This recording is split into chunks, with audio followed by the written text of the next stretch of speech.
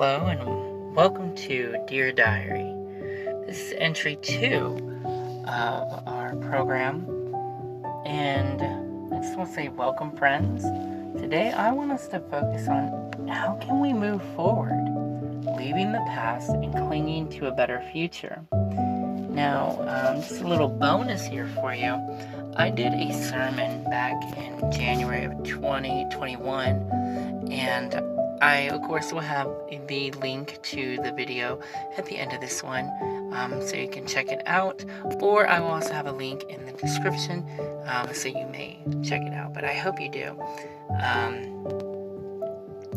But as we get into our entry here, how do we move from the past choices we've made?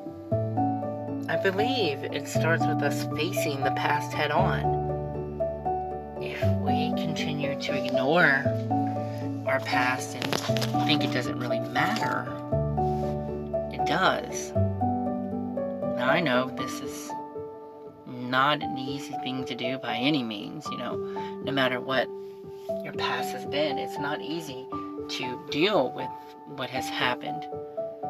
But if we're going to move forward, then we need to deal with what has been done. Now, we can't change the past. We can't change what has happened. What we can do, though, is grow from that and learn from that. And the reality is, if we run from our past, because I'm sure at some point all of us have run from something that we've been dealing with,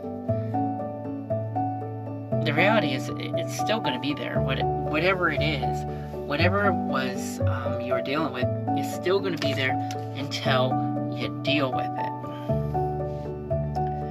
And we can overcome.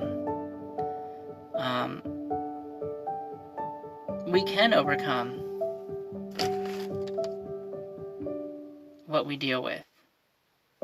But if we don't face it, we cannot. We can't overcome it if we have not dealt with what we're dealing with, whatever it may be. But when we face the bad decisions, the things that were holding us back, we become stronger and we learn. We are wiser for this. One thing I definitely learned in this life, if you want a breakthrough, because all of us are looking for that breakthrough, that moment of clarity. We want that breakthrough in our life, then we have to go through the fire. Not a literal fire, okay? So I'm not telling you to, go run into a burning building or anything like that, or, set yourself on fire. I'm not saying that. What I'm saying is, in a figurative sense, we have to go through that fire of purification, which truly only happens when we are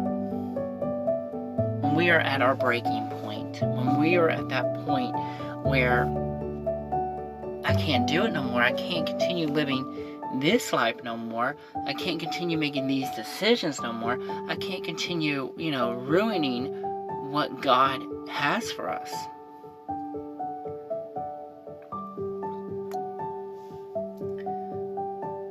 So we have to be broken. And once you are there, once you are at that point, once you have gone through the fire, the purification fire, you see clearly. The clouds are rolled away, and you see with a better understanding. And you now have a better outlook. You don't have to continue living whatever that life was. You have a better outlook. Your mind is open and you become wiser because you are a new person.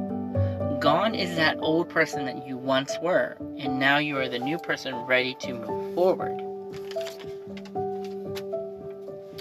So, a definite way to do that is by turning your life over to God.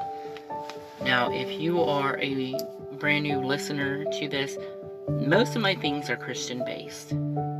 But this principle also applies to anybody that is just wants a breakthrough. I know a lot of people in my life who has dealt with such horrible things in their past and addictions, and they want to break through, but you're not going to get it until you deal with the issue. If we keep sweeping our problems under the rug, eventually we're going to trip over the rug because there's too much issues underneath of it, too much dirt that we need to clean out. Spring's coming up, and we all need that spring cleaning in our life. We need to get rid of the old stuff that is purging us, that are polluting us, that are ruining who we are. We're being corrupted by it. We have to face things. And when we face our problems and we're going through that valley, we're not alone. God is with us. God is with you. And the only way and I love this saying. I don't think I came up with it. If I did, yay. If I didn't, that's okay. But to get to the mountaintop, to get to that higher state of mind, you have to go through. Hear that word? You have to go through the valley to get to the mountaintop. To get to the roses, to the garden, you have to go through the thorns. You have to get to heaven. It's like you literally have to go through hell to get to heaven. Not literal hell, but you know what I'm saying, is where you have to deal with what is there. I hope that this has helped you today. Right now I'm dealing with my own issues.